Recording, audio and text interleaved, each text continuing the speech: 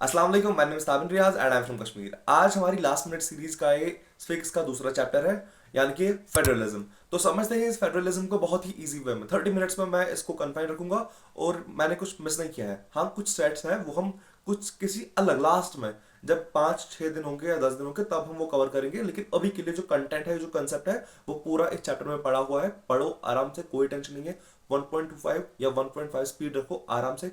Notes की tension मत लो, last में नोट्स मिल जाएंगे। और डिस्क्रिप्शन यार मत देखो, कोई नहीं है।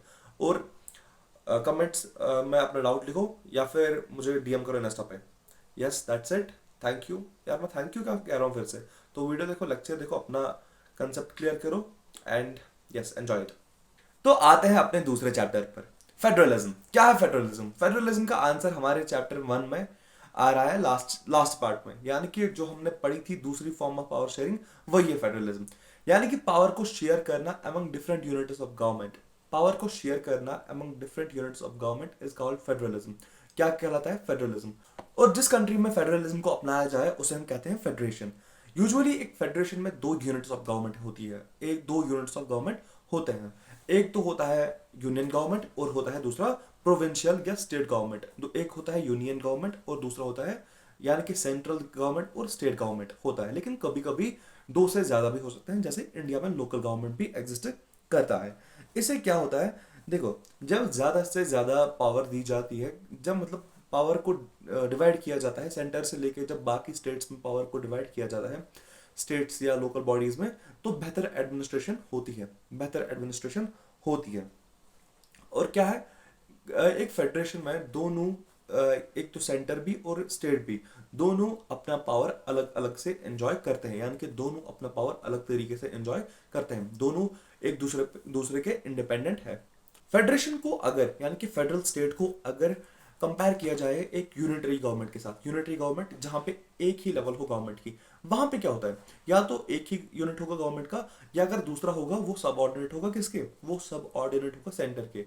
यानी कि अगर हम कंपैरिजन करें एक फेडरेशन का और एक यूनिटरी गवर्नमेंट का, तो हमें ये नजर आता है कि वहां पे पावर शेयरिंग का अच्छा यूज नहीं किया गया होता है। एक यूनिटरी गवर्नमेंट में पावर शेयरिंग अच्छे से नहीं की गई होती है।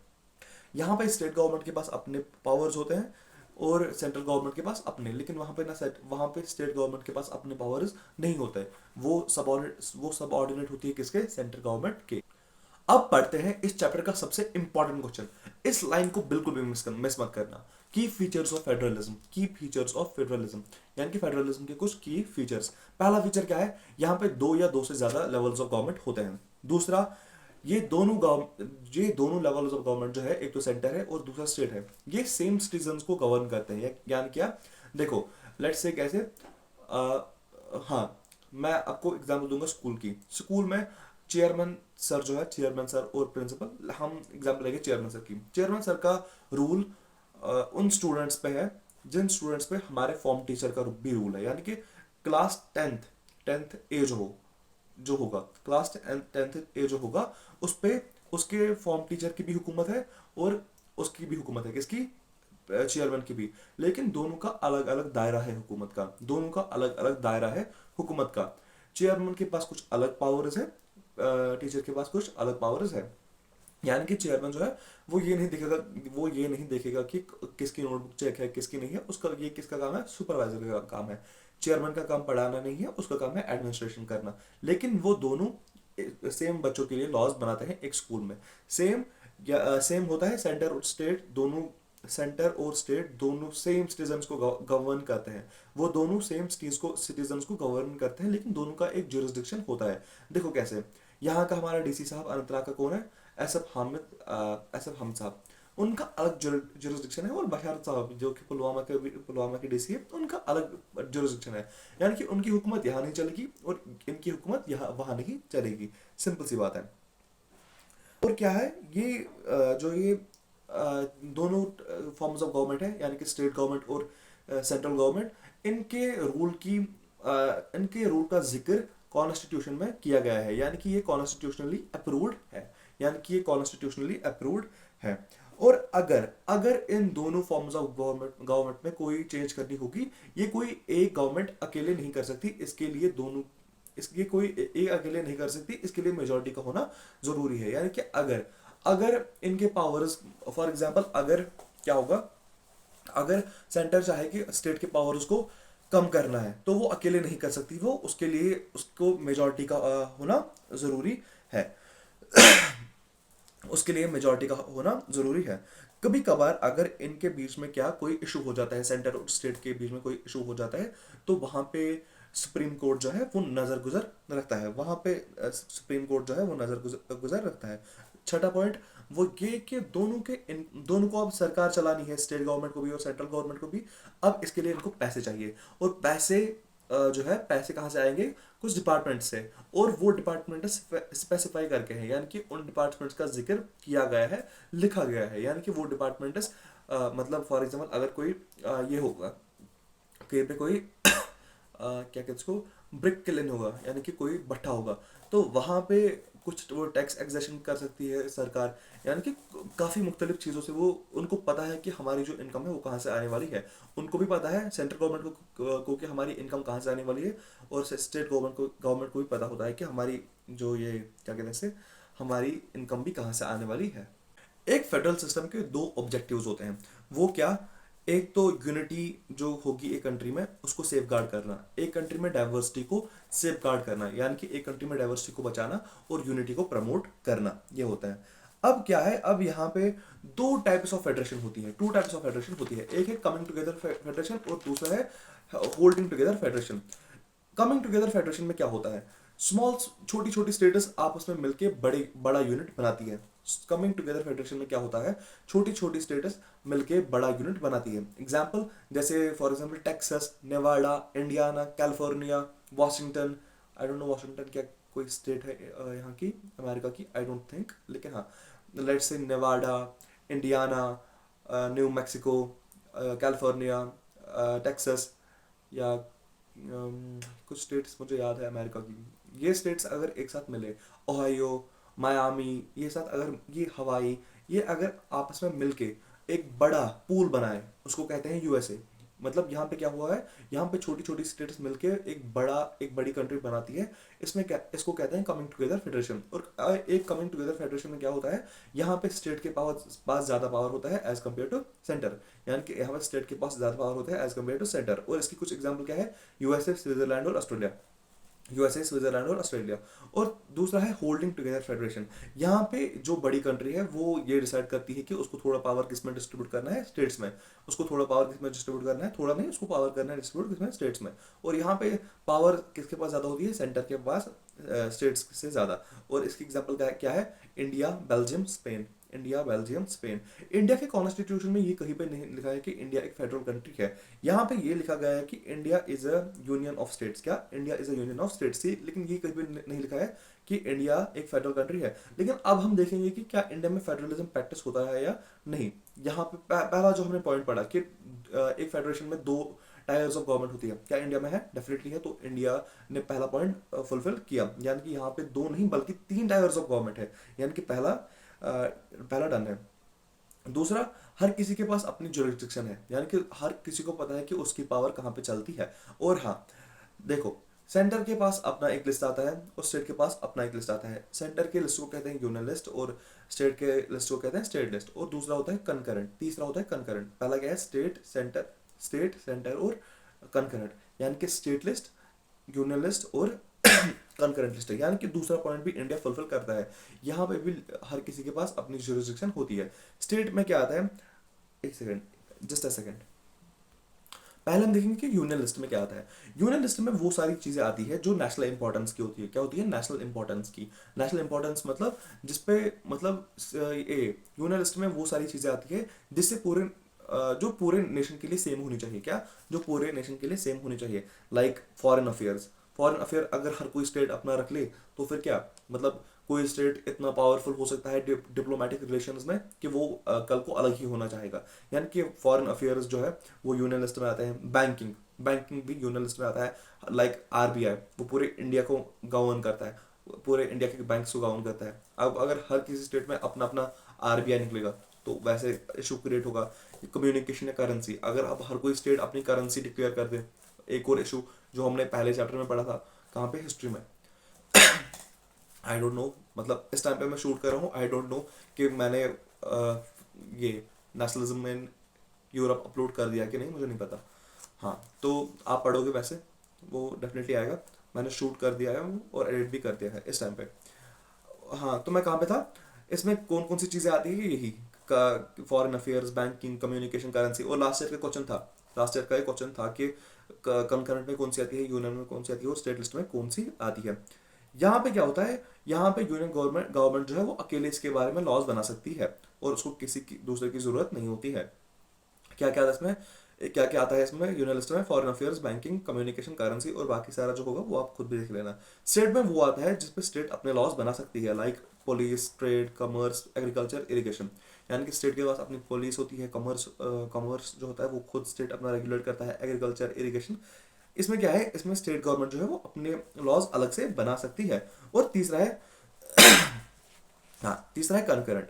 कनकरेंट वो है जहाँ पे थोड़ा क्या करता है, जहाँ पे स्टेट का भी अलग रहता है और इसका भी, यूनियन का भी, like education, forest, trade unions, adoption, marriage, succession.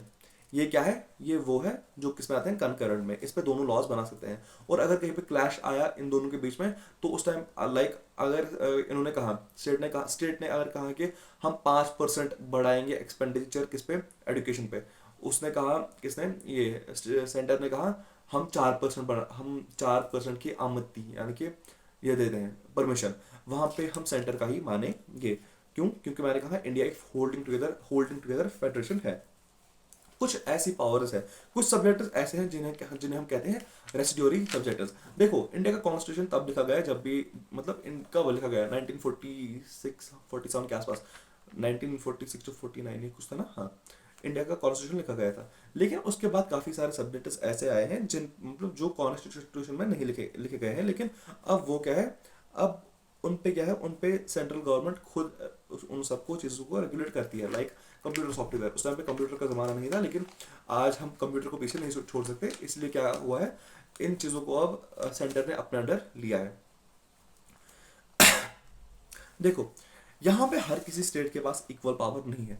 यहाँ पे हर किसी स्टेट के पास इक्वल पावर नहीं है। कुछ स्टेट्स के पास ज़्यादा पावर है, कुछ स्टेट्स के पास कम पावर है। लाइक अभी तक कश्मीर के पास बहुत ज़्यादा पावर थी, लेकिन अब कश्मीर के पास उतनी ज़्यादा पावर नहीं है।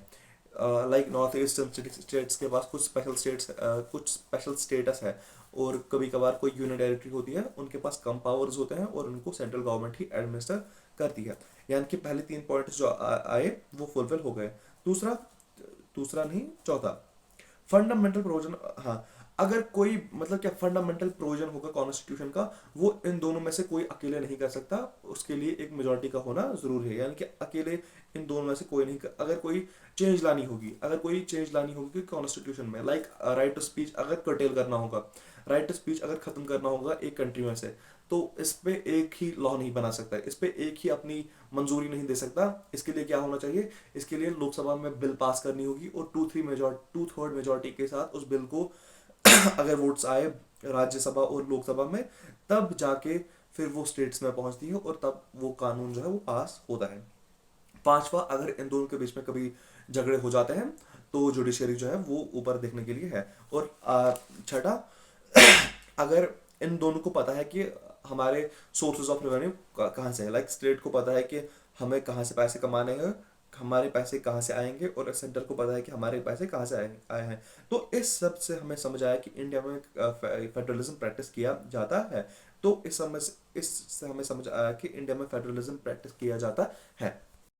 देखो, यहाँ पे कॉन्स्टिट्यूशन में तो फंडामेंटल्स बन गए, प्रोविजंस बन गए, जिससे हमें पता चला कि इंडिया एक फेडरल कंट्री है। लेकिन क्या ग्राउंड लेवल पे भी ऐसा हो रहा है कि जिससे हमें पता चले कि इंडिया एक फेडरल कंट्री है? अब हम पढ़ेंगे federalism versus success of federalism, यानी कि फेडरलिज्म और सक्सेस ऑफ फेडरलिज्म के बारे में हम अब पढ़ेंगे। इसकी पहली एग्जांपल हमें लिंग्विस्टिक स्टेट्स पे आई। क्या हुआ कि 1956 में स्टेट्स रीऑर्गेनाइजेशन एक्ट, नहीं पहले से ही आता है। 1947 में जब इंडिया बना, तो काफ़ी ज़्यादा स्टेट्स नहीं थी यहाँ पे। यहाँ पे कुछ प्रोविजंस थे, लाइक बॉम्बे, मद्रास, या क्या कहते हैं उसको, बंगाल, ये थी। लेकिन यहाँ पे कोई स्टेट्स नहीं थे। अब काफियों ने क्या कहा, काफी सारे लोग जो थे उनको लगा कि उनकी आइडेंटिटी दब सी गई है। क्या उनकी आइडेंटिटी दब सी गई है, ऐसा उनको लगा। इसलिए अब उन्होंने लिंग्विस्टिक स्टेट्स की डिमांड की। और इसकी पहली झलक कहाँ से हमने देखी? आंध्र प्रदेश से, जहाँ पे क्या था उनका नाम, श्री रामुल्ला समथिंग, हाँ, यस, श्री रामुल्ला समथिंग एल्स। उन्होंने क्या की, उनको उन्होंने डिमांड की, किसकी? उन्होंने डिमांड की लिंग्विस्टिक स्टेट्स की, यानी कि उन्होंने डिमांड की आंध्रा की। किसकी? आंध्रा की, आंध्र प्रदेश की। कुछ स्टेट्स ने डिमांड की अपनी एथनिसिटी पे, लाइक नागालैंड, कुछ ने कल्चर लाइक उत्तराखंड। इन्होंने क्या किया, इन्होंने अपनी जियोग्राफी, कल्चर, एथनिसिटी के बेसिस पे स्टेट्स की डिमांड की। अब क्या हुआ, ये तो एक डिवीजन सा हुआ एक कंट्री का। ऐसा लगा इनको, किनको, इनको क्या कहते हैं, इनको पॉलिटिशियंस को, उनको लगा कि ये तो मसला हो जाएगा हमारे लिए।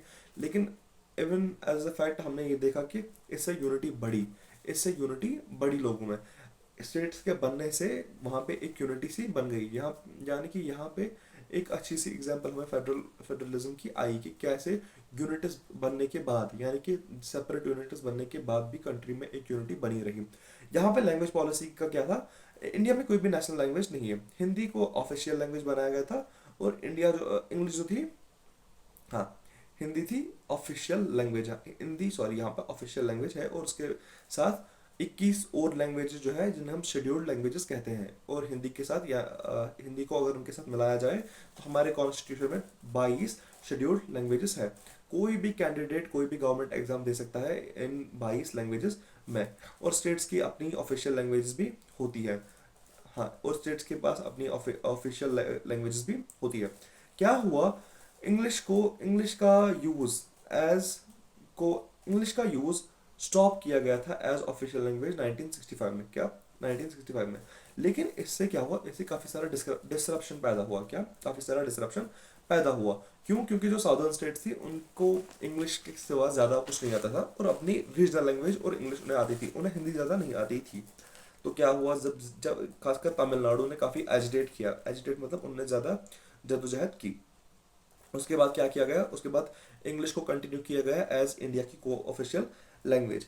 यानी कि यहाँ पे लैंग्वेज को प्रमोट किया गया, ना कि उसको इम्पोज किया गया। यानी हिंदी को यहाँ पे प्रमोट किया गया, ना कि उसको इम्पोज किया गया। यहाँ पे एक यूनिटी सी ग्रो हुई, यहाँ पे एक यूनिटी सी ग्रो हुई despite of being the different languages, despite of being here a different language. English को ऑफिशियल लैंग्वेज बना के और हिंदी को नेशनल लैंग्वेज ना बना के हमारे पॉलिटिशियंस ने एक अच्छा काम किया, जिस वजह से इंडिया एक श्रीलंकन सिचुएशन से बचा। यानी कि जैसे वहां पे क्या हुआ था, आपने देखा था कि वहां पे क्या था, उस लैंग्वेज का नाम सिन्हाला, सिन्हाला को official language, I guess national language, official language declare किया था। फिर क्या हुआ, वहां पे बहुत ज्यादा सिविल वॉर सिचुएशन हुई थी, लेकिन इंडिया उन सिचुएशन से बचा, इंडिया उन सिचुएशन से बचा। सेंटर स्टेट रिलेशंस क्या था, 1990 से पहले सेंटर और स्टेट के बीच में आपस में बनती नहीं थी उतनी।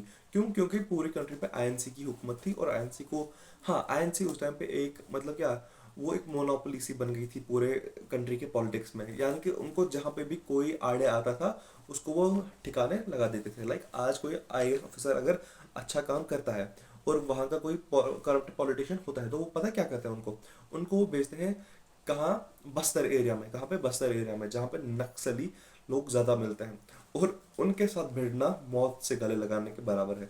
वैसे ही क्या हुआ, जहाँ भी 1990 से पहले क्या था, फेडरलिज्म नाम का था, क्योंकि स्टेट्स के पास इतनी पावर्स नहीं थी। क्योंकि कभी भी अगर कांग्रेस को लगता तो वो उखाड़ देती थी, किसको? वो उखाड़ देती थी इनको, स्टेट स्टेट गवर्नमेंट्स को। लाइक सीपीएम जो थी, कम्युनिस्ट पार्टी, शायद मार्क्सिस्ट की बात हो रही है, 1957 में उन्होंने उखाड़ा था वहां पे केरला में इस पार्टी को। क्यों? क्योंकि शायद वो उनके मतलब उनके हुक्मों का पालन नहीं कर रही होगी। मतलब वहां पे राइवलरीज को टॉलरेट नहीं किया जाता था 1990 से पहले, यानी कि नाम का फेडरलिज्म था। लेकिन 1990 के बाद क्या हुआ, कोई एक पार्टी मेजॉरिटी क्लेम नहीं कर सकी, यानी किसी एक पार्टी के पास मेजॉरिटी नहीं आती थी। इससे क्या हुआ, जिसकी इज्जत नहीं की जाती थी अभी तक, उसकी भी अब इज्जत करने लगे, उसकी भी अब इज्जत करने लगे। क्यों? क्योंकि अब कोलिशन बनानी थी। क्या? कोलिशन बनानी थी। देखो कैसे, हमारे क्लास में लेट्स से 100 स्टूडेंट्स है, 60 चाहिए मेजॉरिटी के लिए, मेरे पास 40 सीट्स है। अब मुझे 20 और चाहिए, जो मेरा अपोजिशन है उसके पास भी 40 सीट्स है, लेकिन मेजोरिटी के लिए चाहिए सॉरी 60 सीट्स, यानी कि 20 कम है, यानी कि मेरे भी 20 कम है और उसके भी 20 कम है, लेकिन हम दो मिल सकते हैं और बना सकते हैं मेजोरिटी। लेकिन हम क्या, वो तो मेरा अपोजिट है, उसके साथ मैं क्यों बनाऊं, वो तो मेरी आइडियोलॉजी के बिल्कुल अपोजिट है। तो दूसरा बंदा, उसके पास 20 सीट्स है, मैंने उससे कहा कि यार तू मेरे साथ प्लीज आ जा, मैं तुझे रिस्पेक्ट करूंगा, तू आ जा प्लीज, क्योंकि मैं मेजोरिटी मतलब मैं यहाँ का पीएम बनना चाहता हूँ, मैं यहाँ का सीएम बनना चाहता हूँ। तो क्या हुआ, उसके बाद रीजनल पार्टीज को रिस्पेक्ट मिलने लगी, कोलेशन पार्टीज बनने लगी, और फिर क्या हुआ, एक कोऑर्डिनेशन सी बनी इन दोनों के बीच में। अब हम चैप्टर के लास्ट पार्ट में आते हैं, वो है डिसेंट्रलाइजेशन इन इंडिया। हमने पढ़ा कि एक फेडरेशन में यूजुअली 2 टायर्स ऑफ गवर्नमेंट होती है, लेकिन कभी कभार कंट्रीज इतनी बड़ी हो जाती है कि वहां पे 2 से काम नहीं चलता। हमारे इंडिया में यहाँ पे कुछ स्टेट्स ऐसे हैं जहाँ पे जो बहुत बड़े हैं, उत्तर प्रदेश बहुत ज़्यादा बड़ा स्टेट है, महाराष्ट्र, मध्य प्रदेश, राजस्थान, ये बहुत बड़े स्टेट्स हैं। लेकिन इनमें क्या है, अब इनको मैनेज करना हमारे लिए टफ होगा, पॉलिटिशियंस के लिए टफ होगा, ब्यूरोक्रेसी के लिए टफ होगा, अगर सिर्फ 2 टायर्स ऑफ गवर्नमेंट रखते हैं। तो इसलिए एक नया टीयर ऑफ गवर्नमेंट बनाया गया है, जिसे हम कहते हैं लोकल गवर्नमेंट। क्या कहते हैं इसको, लोकल गवर्नमेंट। जब स्टेट और सेंटर से पावर ली जाए और लोकल गवर्नमेंट को दी जाए, इसे हम कहते हैं डिसेंट्रलाइजेशन। क्या कहते हैं, डिसेंट्रलाइजेशन। जो डिसेंट्रलाइजेशन के पीछे बेसिक आइडिया है वो ये है कि कभी कभार प्रॉब्लम ऐसी होती है जिन्हें एक आईएएस ऑफिसर भी अच्छे से हैंडल नहीं कर सकता। कभी कभार प्रॉब्लम जो होती है उनको लोकल पीपल ही अच्छे से हैंडल कर सकते हैं, और उन लोकल प्रॉब्लम्स को अगर लोकल बॉडीज ही, लोकल गवर्नमेंट ही सॉल्व करे तो ज़्यादा बेहतर रहेगा, और इससे क्या होगी, इससे एडमिनिस्ट्रेशन ईजी होगी।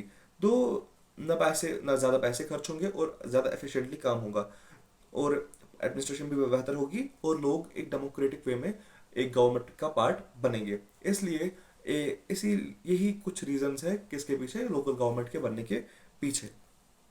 डिसेंट्रलाइजेशन की नीड कॉन्स्टिट्यूशन के बनने के टाइम पे ही दिखी थी, यानी कि डिसेंट्रलाइजेशन की नीड कॉन्स्टिट्यूशन के टाइम पे ही हमें दिखी थी, यानी कि जो कॉन्स्टिट्यूशन मेकर्स थे तब से ही एफर्ट्स लगाए गए पावर को डिवाइड करने में, टाउन्स और विलेजेस में।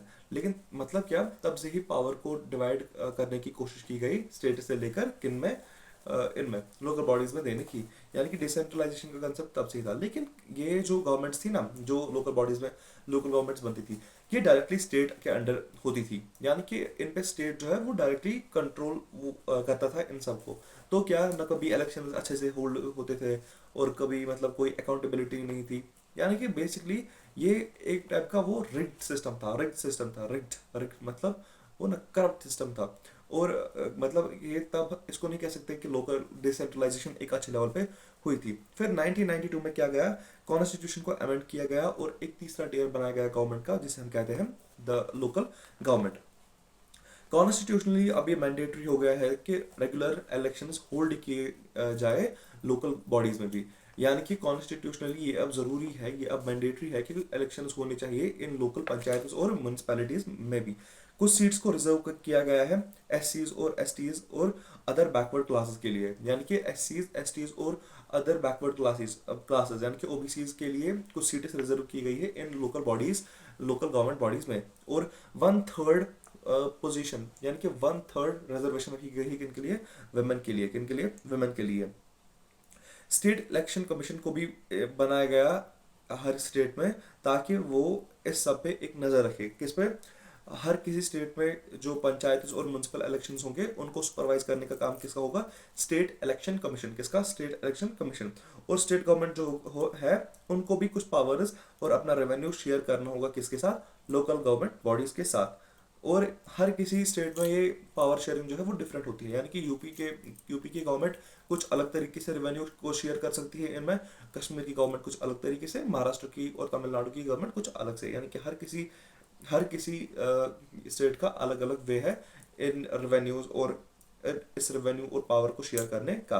रूरल गवर्नमेंट को ऑफ मतलब क्या पॉपुलरली बुलाया जाता है पंचायत राज। क्या, पंचायत राज के नाम से, पंचायती राज के नाम से बुलाया जाता है किसको, रूरल गवर्नमेंट को। हर किसी विलेज या कुछ स्टेट्स में विलेजेस जो है उनके पास होता है एक ग्राम पंचायत। क्या होता है, ग्राम पंचायत। क्या होता है, ग्राम पंचायत। ये एक ऐसा काउंसिल होता है जिसमें कुछ वार्ड मेंबर्स होते हैं जिन्हें हम पंच कहते हैं, और उनका एक प्रेसिडेंट होता है जिसे हम सरपंच कहते हैं। ये इनको डायरेक्टली कौन करते हैं इलेक्ट, इन जो भी एडल्ट पॉपुलेशन होगी विलेज की या किसी वार्ड की, वो इनको डायरेक्टली इलेक्ट करते हैं, वो इनको डायरेक्टली इलेक्ट करते हैं। जो भी डिसीजन मेकिंग प्रोसेस होगा वो यही कुछ पर्सन्स करेंगे जिनको लोगों ने इलेक्ट किया होगा। पंचायत जो है वो किसके अंडर काम करती है? ग्राम सभा के अंडर। किसके अंडर? ग्राम सभा के अंडर। पहले समझते हैं कि ग्राम सभा के पार्ट्स कौन है। जो सारे लोग जिन्होंने वोट किया होगा या जो वोटिंग एज के होंगे वो सारे पहले ही ग्राम सभा का पार्ट होते हैं। ग्राम पंचायत का एनुअल बजट अप्रूव करने के लिए ये सब साल में 2 या 3 बार मिलते हैं और ग्राम पंचायत की परफॉर्मेंस को ये सुपरवाइज करते हैं उस टाइम पे। और जो लोकल गवर्नमेंट स्ट्रक्चर है ये सीधे जाता है किसकी तरफ? डिस्ट्रिक्ट लेवल की तरफ। कुछ ग्राम पंचायत एक साथ मिलते हैं और बनाते हैं पंचायत समिति, ब्लॉक या मंडल। कुछ ग्राम पंचायत एक साथ मिलकर क्या बनाते हैं? पंचायत समिति, ब्लॉक या मंडल। और जो इसकी रिप्रेजेंटेटिव बॉडी है उसे कौन इलेक्ट करते हैं? उसे कौन इलेक्ट करते हैं? जो भी पंचायत मेंबर्स होंगे उस एरिया के, जो भी पंचायत मेंबर्स होंगे उस एरिया के, वो इस मंडल, जो एक मंडल होगा उसके रिप्रेजेंटेटिव बॉडी को सिलेक्ट करते हैं। जितनी भी मंडल्स या पंचायत समिति होगी वो सब मिलके बनाते हैं एक जिला परिषद। क्या बनाते हैं? जिला परिषद, यानी कि डिस्ट्रिक्ट परिषद वो बनाते हैं। और जो मोस्टली मेंबर्स होते हैं जिला परिषद के वो होते हैं मेंबर किसके? लोकसभा के, यानी कि वो एमएलए होते हैं, वो मेंबर्स ऑफ द लोकसभा और मेंबर ऑफ लेजिस्लेटिव असेंबली, यानी कि वो एमपीज और एमएलए होते हैं। और कुछ बड़े बड़े ऑफिशियल्स होते हैं जो किसका? जिला परिषद का पार्ट होते हैं। और इसका हेड कौन होता है? जिला परिषद चेयरपर्सन, यानी कि जिला परिषद चेयरपर्सन जो है वो इसका हेड होता है। सिमिलरली लोकल गवर्नमेंट बॉडी जो है वो अर्बन एरियाज में भी एग्जिस्ट करती है। म्युनिसिपैलिटी जो है वो टाउन्स में सेटअप की जाती है और बड़े बड़े सिटीज में म्युनिसिपल कॉर्पोरेशन सेटअप की जाती है। म्युनिसिपल कमेटी और म्युनिसिपल कॉर्पोरेशन इनको कुछ पीपल के मतलब क्या, कुछ इलेक्टेड रिप्रेजेंटेटिव्स होते हैं, वही इनको क्या कंट्रोल करते हैं। एक म्युनिसिपैलिटी का हेड होता है म्युनिसिपल चेयरपर्सन। कौन होता है? Municipal chairperson. और एक म्युनिसिपल कॉर्पोरेशन का एक हेड होता है एक मेयर। क्या? एक मेयर। एक म्युनिसिपल कॉर्पोरेशन का हेड होता है एक मेयर।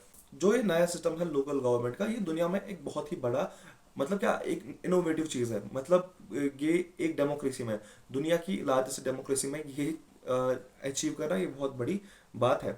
आजकल आज क्या मतलब 36 लाख रिप्रेजेंटेटिव्स, आजकल मतलब क्या 36 लाख रिप्रेजेंटेटिव्स आज हमारे पास मौजूद है इलेक्टेड गवर्नमेंट ये ना लोकल गवर्नमेंट बॉडीज में। यानी कि लोकल गवर्नमेंट बॉडीज में आज 36 लाख पीपल इन्वॉल्व है।